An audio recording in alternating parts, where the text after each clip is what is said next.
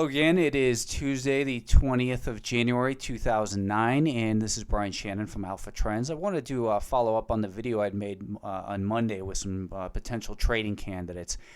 In that video on Monday, I had made it very clear, or at least I had thought, that there was nothing really bullish about this market, and the biggest reason for concern was the S&P 500 and its inability to get above the declining 5-day moving average, which was also found at that $86 level. I went on to say that basically if we broke below these lows, that you want to concentrate on the short sale ideas.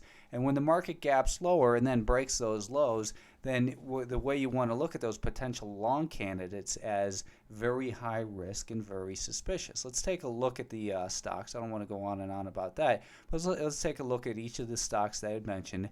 First, I had mentioned APWR. I'd said that basically if it had gotten above this level here, 580, then you could probably buy it with a worst case stop down near 530.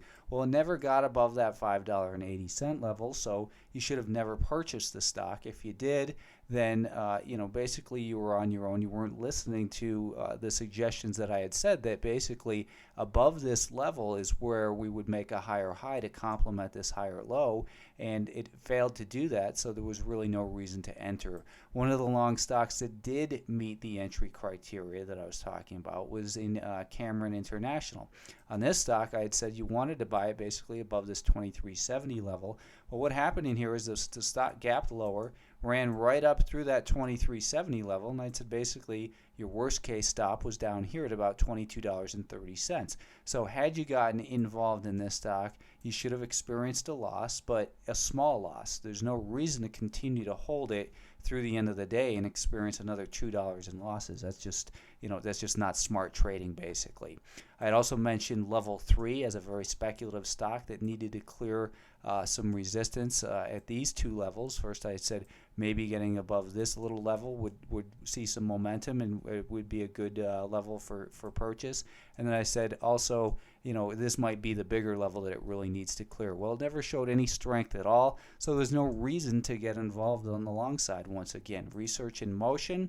I'd said that basically what I was looking for here was a pullback down towards 49.5 and then some strength. Well, let's take a look at what happened in here. We saw the stock had gapped higher and rallied up to what was going to be my price objective. We did see it pull back down to 49.5 today, but it remains clearly under the declining daily VWAP. And if you've listened to any of my analysis for any period of time, you know that the odds are against you making long purchases. That was just a potential level to watch for strength to see if maybe the buyers could regain control. So again, I'm going to say that there was really no reason to be involved on the long side in research in motion. Same goes for BEAV.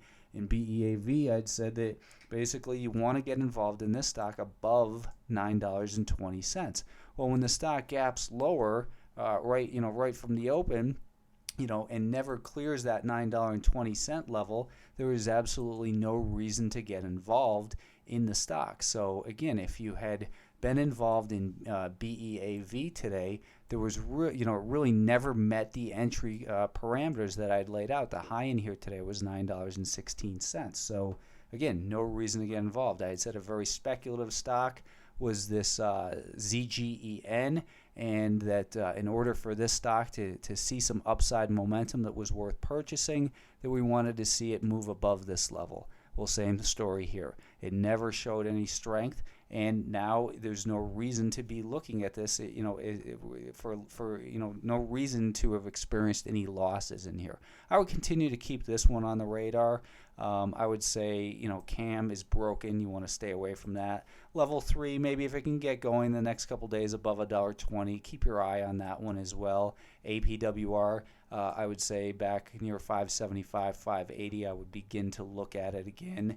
And I would also look for research in motion to stabilize and then show some strength. But right now, none of these stocks obviously make sense on the long side. So the next couple of stocks I had mentioned were stem cells. Said that this was a play basically on the election. It gapped higher, pulled back a little bit, and I'm not going to take any credit for any of the gains, and I'm not going to also accept any responsibility if you took losses in here.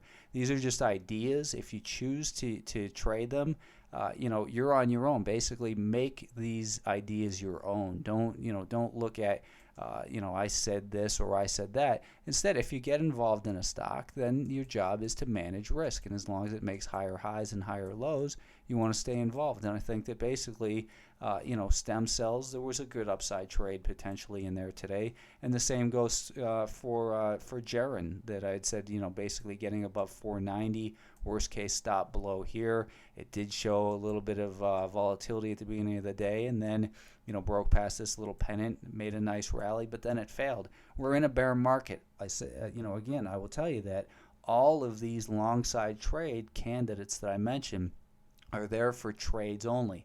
I said maybe potentially for swing trades, but only if the market tells you that's the right thing to do. We can't force our opinion of how long to hold on the market. We have to listen to the message of the market. If we buy a stock as it shows some strength and it continues to stay strong, well, then our job is to manage risk and raise our stops. But if the stock breaks down, we can't stubbornly hold on to it and think that it's going to turn around because we're involved. The market doesn't care about our opinions. What we need to do is always manage risk.